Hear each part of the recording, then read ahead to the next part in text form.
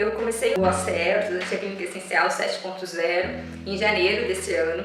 Hoje faz aproximadamente 7 meses desde o início do curso e eu posso dizer com toda certeza que a minha vida mudou.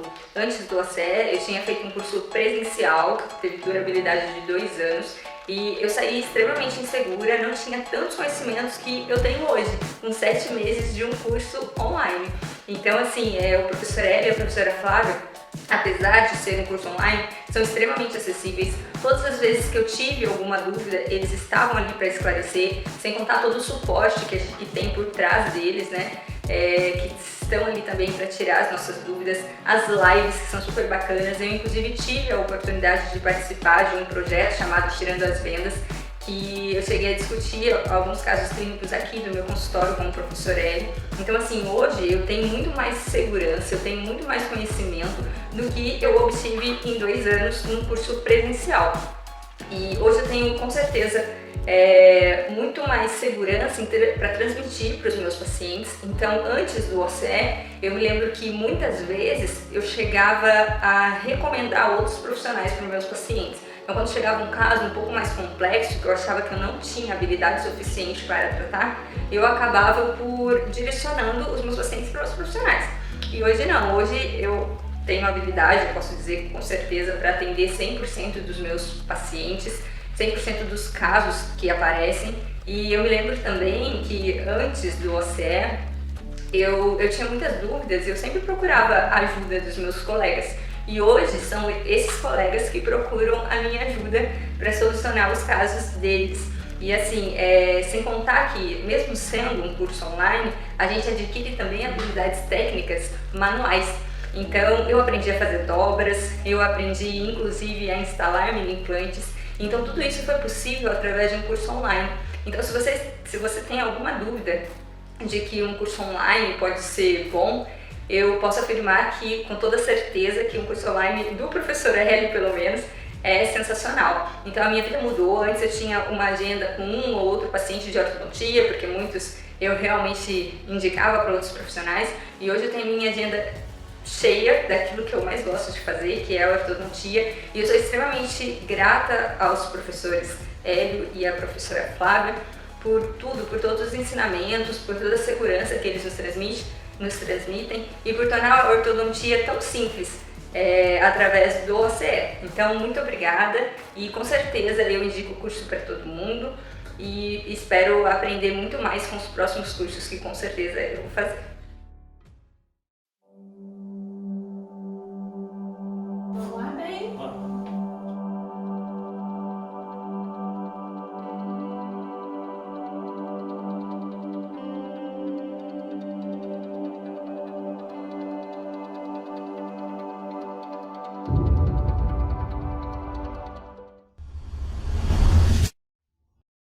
Seja muito bem-vindo, seja muito bem-vinda ao segundo episódio da Semana da Ortodontia Essencial, em que nós estamos te mostrando o caminho mais rápido para se tornar um ortodontista que trata os seus casos com excelência, que tem resultados incríveis e tem a certeza do que está fazendo em cada situação.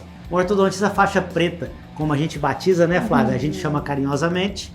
Aqui, e outro detalhe. É isso mesmo, Hélio. Então, se você está cansado dessa sensação de sair do consultório, mas o consultório não sair de você, está sempre preocupado e as pessoas perguntando o que você está pensando, de repente você diz assim, nada não, mas lá no fundo tem aquele sentimento frequente, será que eu estou fazendo tudo certo? Ou pior, não sei mais o que fazer. Então fica com a gente, nós vamos te mostrar como mudar isso. Mas antes, olha só, se você ainda não assistiu o primeiro episódio da nossa Semana da Ortodontia Essencial, eu peço que você pause agora esse vídeo, vai lá e assiste. Nele nós explicamos os 3 pilares que são fundamentais para tratar qualquer caso com excelência. E tranquilidade, que é o mais importante, e ainda aumentar seu faturamento. Eu não estou dizendo que é fácil. E eu não estou dizendo também que vai ser do dia para a noite. Mas você vai ver que é totalmente possível. Mostramos também como ortodontistas de todo o país que estavam pensando até em desistir da nossa profissão, relataram que hoje acharam um ponto de equilíbrio entre trabalho, lazer e prosperidade financeira. Então, se você também quer ser um profissional assim, que vive uma lua de mel, né, Flávia, com a sua profissão, você também vai precisar entender o essencial sobre a ortodontia autoligada e alguns outros protocolos. Hoje eu vou falar sobre protocolos do tratamento da classe 2, que é a maloclusão que mais acontece no nosso consultório. Eu queria que você prestasse muita atenção no que eu vou te dizer agora, mas é sério isso, olha para mim. Eu não estou aqui para falar mal da ortodontia autoligável e nem falar bem ou mal da ortodontia convencional e muito menos falar bem ou mal da ortodontia com alinhadores. Eu estou aqui para te mostrar a realidade. Por gentileza, não deixe a sua cabecinha pregar uma peça em você. Me segue aqui na tela do computador e vamos começando. Olha só.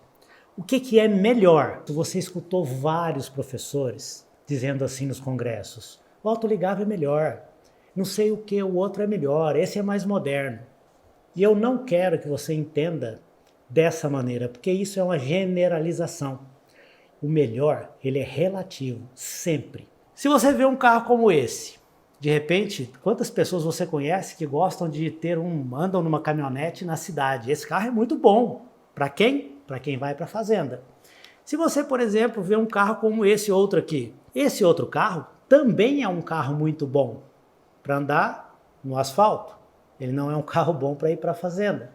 Só que tem pessoas que gostam da caminhonete para andar no asfalto também. É um gosto pessoal. É isso, é disso que eu quero falar. Tem outros carros que de repente são antigos ou muito atuais. Pessoas gostam de carros antigos e outras pessoas gostam de tecnologia. Mas independente do que você gosta, você vai ter que saber dirigir. Mesmo sendo o carro antigo, mesmo sendo o carro atual, a caminhonete, o carro esportivo, a pessoa vai ter que saber dirigir. Por que alguns professores tinham aversão? Vendeu-se no início que ela era uma ortodontia muito rápida, simples de se fazer. Você não precisa fazer mais nada, agora tudo é simples. Existe uma certa simplicidade, mas nós vamos falar de realidade agora há pouco. De novo, não estou falando mal da ortodontia autoligável, inclusive no meu curso completo, Ortodontia Clínica Essencial, tem um módulo completo onde eu ensino ortodontia autoligável, da maneira que eu faço no meu consultório. Era aquela história assim, agora acabou, você não precisa extrair mais. Essa frase doía um pouco nos ouvidos da gente, porque isso não existe. A gente extrai conforme a análise facial. Vendeu-se também aquela história de ser uma ortodontia fácil de se fazer, como se todo o conhecimento do nosso alicerce pudesse ser esquecido. Cuidado com isso não existe. Eu vejo hoje alguns colegas recém-formados, bem jovens, achando que vão escanear a boca de um paciente, enviar esse modelo para uma empresa que faz alinhadores e a vida está resolvida. Não é assim. Os alinhadores podem até ser considerados hoje o carro mais tecnológico, mas você vai ter que aprender a dirigir.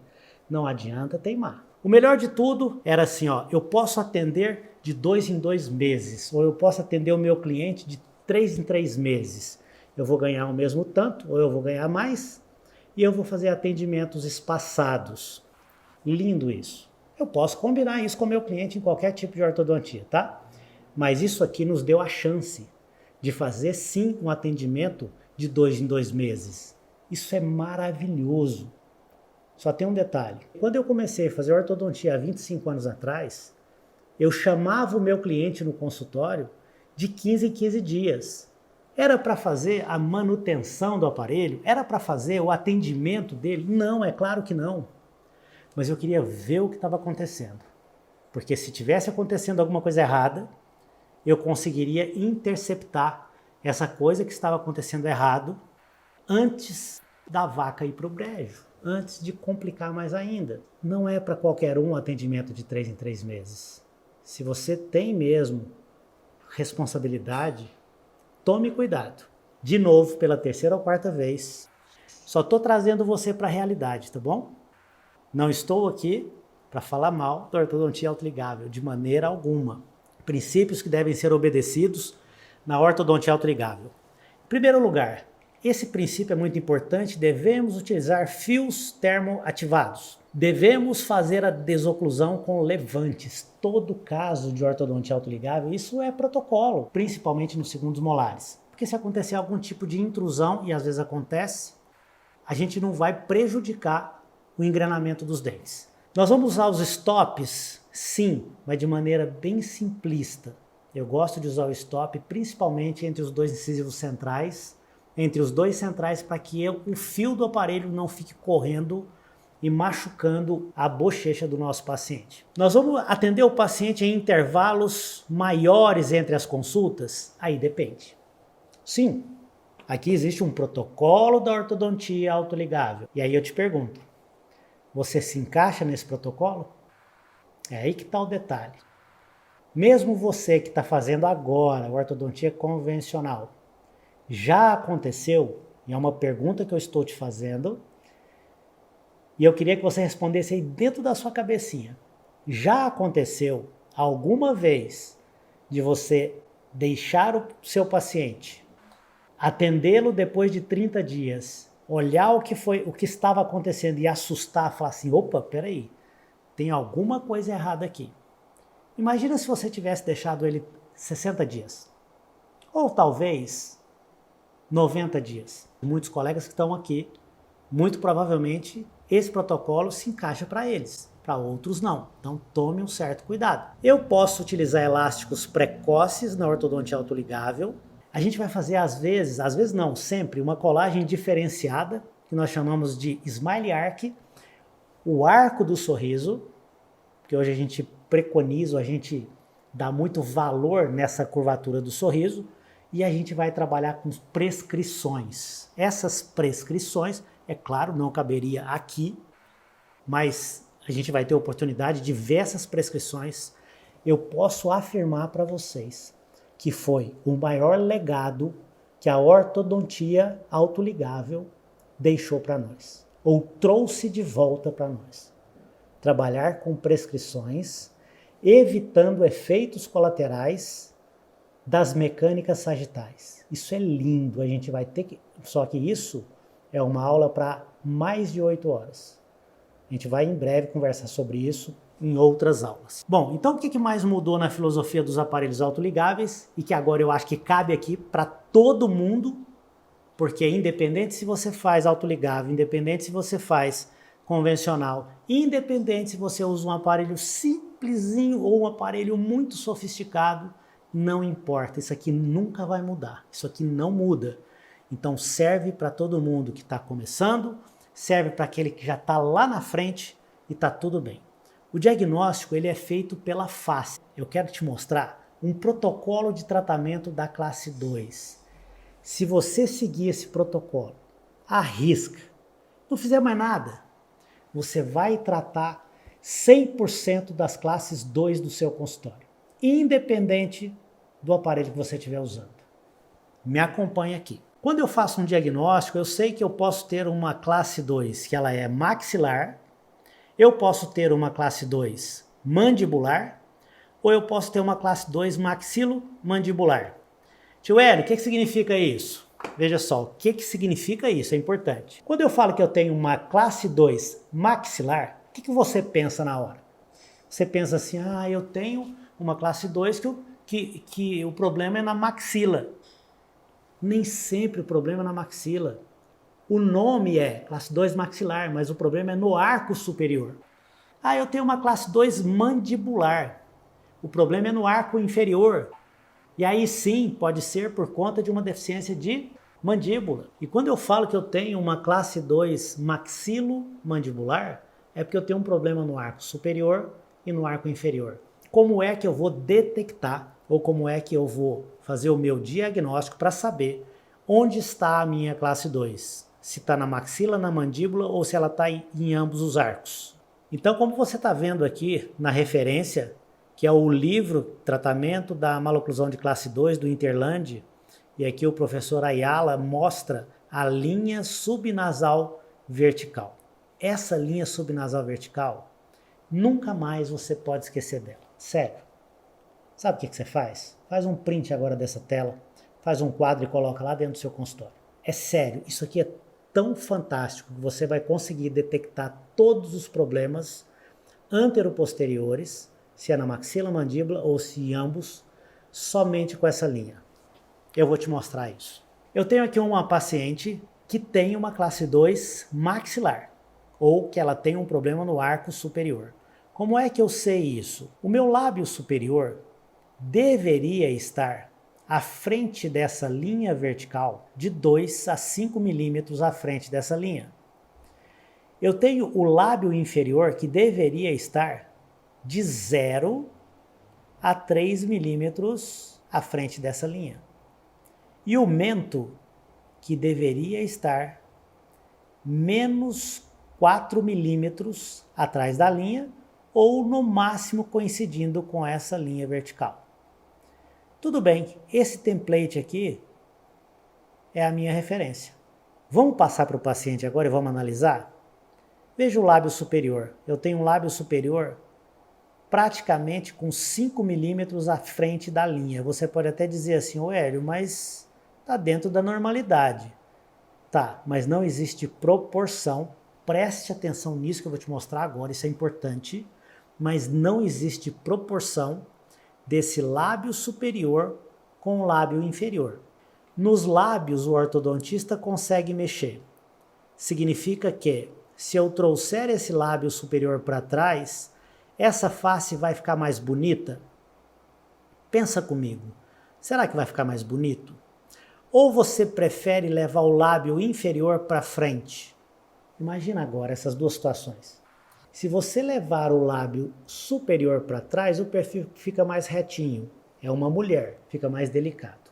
Se eu levar o lábio inferior para frente, ela vai ficar biprotrusa. Acabou a delicadeza dessa face. E aumentou a desproporção com o mento.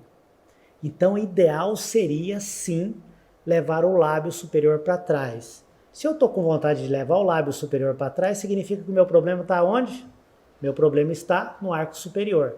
Então, estou diante de uma classe 2 maxilar. A situação atual dessa paciente. Ela tem uma classe 2 completa e nós já sabemos que o problema é maxilar. Se o problema é maxilar, eu posso tratar essa paciente com elásticos. É ideal tratá-la com elástico de classe 2, sabendo que o elástico de classe 2 ele movimenta muito mais os dentes inferiores para mesial do que o superior para distal? Tenho certeza que você vai dizer, ô tio Hélio, claro que não, né? Por quê?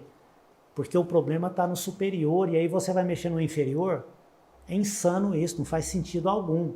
Tá, tudo bem, vamos pensar numa outra forma de fazer o tratamento? Porque nós temos várias ferramentas. E as que eu estou mostrando aqui para você são as que eu uso, só, mais nada. Não inventa. Poderíamos tratar essa paciente com propulsor mandibular? Também é insano isso. Porque se o problema está no arco superior e nós sabemos que o propulsor mandibular ele movimenta muito mais o inferior para mesial do que o superior para distal, não faz o menor sentido tratar uma paciente como essa com propulsor mandibular. O que está correto? O que seria ideal? E agora você pode anotar. Pega o seu caderno e anota aí. Você está percebendo que nessa semana dessas aulas que eu estou dando, eu estou falando muito sobre protocolos. E protocolo é receita de bolo. Na próxima aula, na terceira aula, eu vou falar sobre protocolo com alinhador ortodôntico. A última aula, a quarta aula, nós vamos fechar com chave de ouro. Você não pode perder, porque eu vou juntar todas as informações dessas 3 aulas e aí sim eu vou te entregar uma receita de bolo. Inclusive, para que você faça as suas contenções. Todo mundo tem dificuldade de fazer e depois manter. Porque o cliente vai torrar a sua paciência se você não der para ele uma bela de uma estabilidade. Essas 3 aulas agora ficam disponíveis até domingo agora. E a quarta aula nós vamos liberar na segunda-feira. Você não pode perder. Anota no seu caderno. Protocolo de classe 2 maxilar. Se o problema é superior e você não quer mudar o inferior, você não pode utilizar elástico e nem propulsor. Ah, professor, tudo bem, você acabou de falar um protocolo que eu não posso usar. Mas o que eu vou usar então? No tratamento da classe 2 maxilar, você pode usar, por exemplo, uma retração com mini parafuso ortodôntico. Essa é a opção número 1. E você tem a outra opção também, que seria a exodontia dos primeiros pré-molares, porque você está diante de uma classe 2 maxilar. Mas qual é a melhor opção? Agora nós temos que analisar se essa classe 2 é completa ou ela é uma meia classe 2. Mais um protocolo para você, de presente, vai. Qual que é a melhor opção para tratar uma classe 2 completa maxilar, onde você não vai mexer no inferior? Chama-se exodontia de 2 pré-superiores. Eu poderia tratar uma meia classe 2 maxilar com exodontia ou com mini parafuso. Estou falando agora da meia classe 2. Ainda estou no maxilar. A meia classe 2, ideal é você tratar com mini parafuso. Na crista infrazigomática, fazendo uma retração. Por que eu não posso fazer exodontia aqui também? Antigamente nós fazíamos. Tirávamos o segundo pré-molar, perdíamos a ancoragem e fazíamos a retração anterior. E às vezes sobrava espaço.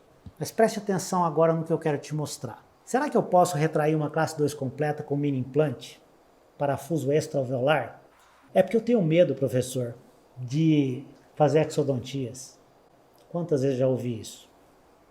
Quantas vezes eu já senti isso?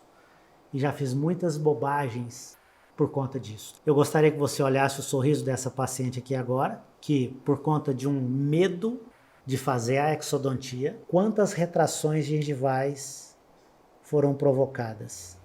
E o medo é medo de provocar uma iatrogenia. E às vezes, pelo medo, você provoca outros tipos de iatrogenia. Você tem que se preparar para perder o medo, porque senão você vai fazer uma besteira muito maior, porque o medo não vai te dar segurança. O medo só vai te causar mais outros problemas. E aí, é claro, a paciente reclamou que está com os dentes muito protruídos. Eu disse para ela, nós vamos ter que extrair 4 pré-molares. Você já imaginou o que é você falar para uma pessoa dessa que você tem que extrair agora 4 pré-molares, depois de 2 anos de tratamento? E aí você diz para ela assim, agora você vai ficar mais 2 anos. A primeira pergunta é, você não viu isso antes? Não tem nenhum tipo de diagnóstico que podia ter sido feito para tratar sem eu ter que repetir o tratamento? E é óbvio que ela disse para mim, não, eu não quero extrair. Eu não vou extrair. Se eu tivesse que extrair, eu teria extraído antes. É uma saia justa. É o momento que a gente tem vontade de largar a profissão. É o momento que a gente tem vontade, a gente se sente inútil. A gente fala assim, cara, eu estou no lugar errado, eu vou parar de fazer isso. Era só ter aprendido os protocolos direitinho, se preparado. Não tinha nada de problema aqui. Poderia ter feito as 4 extrações, em 2 anos teria terminado esse tratamento e ela indicaria um monte de gente. Só que agora o que nós temos que fazer? E aqui eu vou te provar por que você não deve fazer retrações totais com os mini parafusos.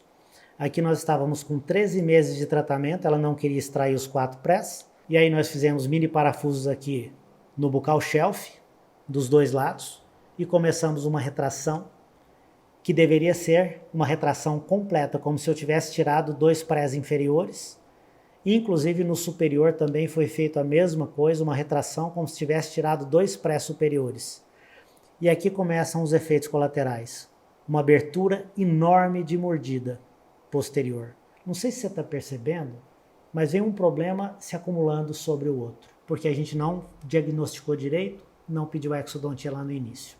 Esse artigo que fala sobre biomecânica de distalização dentalveolar, do professor Márcio Almeida, mostra os efeitos colaterais dessa distalização. Vou deixar esse artigo disponível no nosso grupo do WhatsApp. Se você não está lá, já entra para o grupo, que eu vou deixar o artigo de todas as aulas dentro desse grupo, tá? Então, a hora que você pensar assim, eu tenho medo de fazer exodontias, estou com vontade de fazer os mini parafusos para fazer uma retração completa, de uma classe 2 completa ou de uma biprotrusão. Tudo bem. Se fizer desse jeito, apoiando o mini parafuso com elástico até o canino, vai abrir a mordida posterior. E você vai ter que fechar e não é fácil. Depois de 20 meses de tratamento, eu consegui ocluir os dentes da paciente, Não pense que foi fácil, foi complexo fazer isso. E aqui eu queria que você fizesse uma comparação. Perceba que eu tenho aqui retrações e elas estão diminuindo. Veja só esse canino, veja o quanto ele estava retraído. E está acontecendo a diminuição dessas retrações. Eu estou colocando os dentes dentro da base óssea. Então você percebeu que eu falei do protocolo maxilar. E agora eu vou mostrar rapidamente o protocolo da classe 2 mandibular e da classe 2 maxilomandibular. Como é que eu sei que esse outro paciente tem um problema mandibular? De novo, o nosso template. O lábio superior tem ali de 1 a 2 milímetros, está quase no limite. O lábio inferior, ele não está tocando a linha. A mandíbula tem um erro muito maior. Deveria estar 4 milímetros no máximo atrás dessa linha vertical. Então o protocolo agora de uma classe 2, de uma meia classe 2, mandibular, é a mesialização inferior. Eu quero só te perguntar uma coisa. Você acha mesmo que seria possível nós fazermos a protrusão da mandíbula desse paciente? Não. O propulsor mandibular é um aparelho que, infelizmente, ele tem um nome, entre aspas, mentiroso. A gente não consegue fazer a propulsão mandibular. Daqui a pouco eu vou te mostrar como é que o propulsor mandibular funciona. Mas o propulsor mandibular, nesse caso aqui, ele faria a mesialização, o movimento dentoalveolar inferior de todos os dentes inferiores, só que com apoio no superior. E eu não posso apoiar no superior. Por quê? Porque o meu problema é inferior. Então eu poderia colocar molas na distal do canino, mesializando os dentes, e eu vou transferindo essa mola para a distal, à medida que esses dentes vão engrenando em classe 1, depois eu posso fazer um mini implante e mesializar o meu primeiro molar. Claro que esse aqui não é o mesmo caso, veja que esse caso aqui tem a ausência de um pré-molar, mas eu coloquei essa imagem só para ilustrar. E se eu tiver, Hélio, uma classe 2 mandibular completa, eu também vou fazer a mesialização dos dentes inferiores. Eu posso fazer isso em todas as situações? Depende. Se você está diante de uma mandíbula que é pequena, mas ela não é exageradamente pequena, você pode. Esse é o ponto número 1. Se você está diante de uma sínfise mentoniana larga, você também poderia fazer. E se você está diante de um incisivo inferior que não tem uma grande vestibularização, você também pode fazer. Se você tiver esses 3 fatores juntos, ajoelha e reza. Aí é ótimo, você pode sim fazer a mesialização inferior. Tá bom, então a gente viu até agora o protocolo da classe 2, independente do aparelho. Quando o erro é na maxila, nós vimos também quando o erro é na mandíbula. E agora vamos ver a classe 2, onde o erro é maxilomandibular. Perceba que eu tenho o lábio superior muito à frente da linha vertical e eu tenho o lábio inferior tocando na linha. Existe uma desproporção muito grande entre esses dois lábios. Ideal seria que eu levasse esse lábio superior para trás, pelo menos até 2 milímetros, até ele ficar 2 milímetros à frente da linha. E eu queria que você raciocinasse junto comigo agora.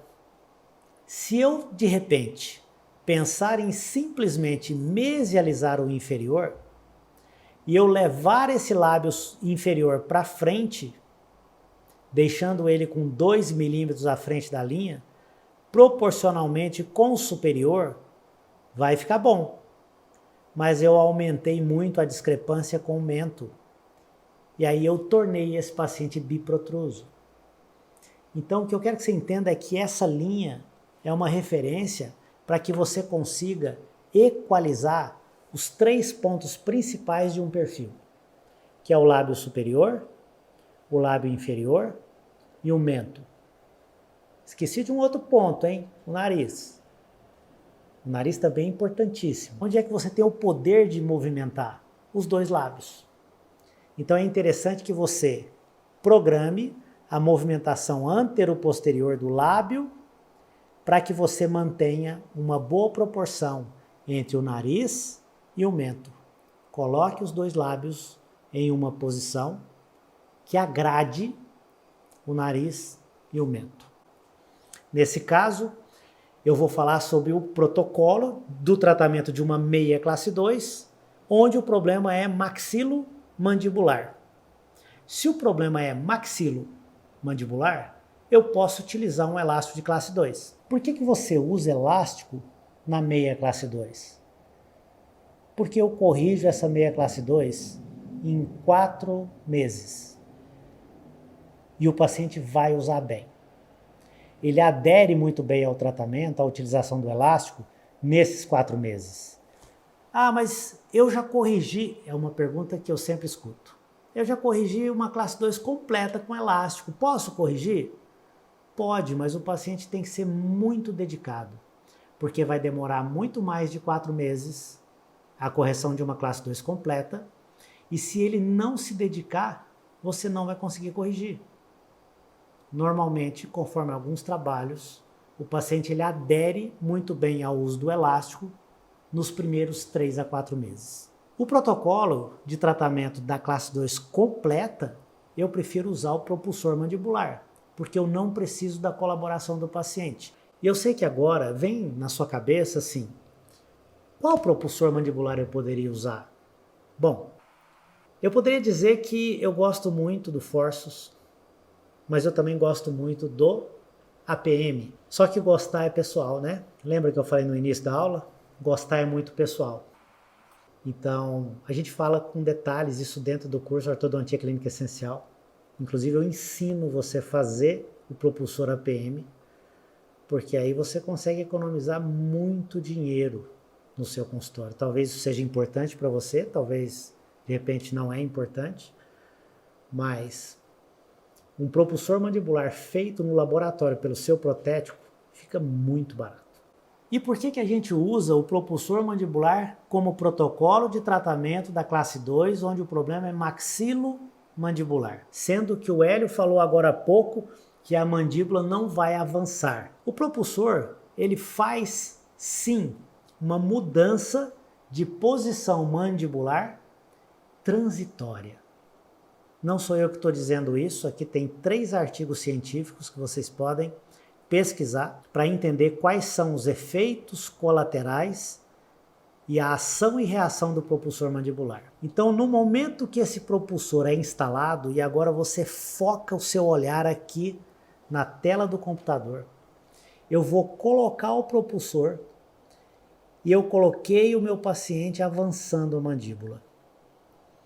Esse paciente, ele tem vários músculos inseridos nessa mandíbula. E esses músculos, eles querem voltar a mandíbula para a sua posição original. Só que o propulsor está apoiado nos dentes. Ele está apoiado no molar superior e ele está apoiado próximo do canino inferior. O que vai acontecer nesse momento?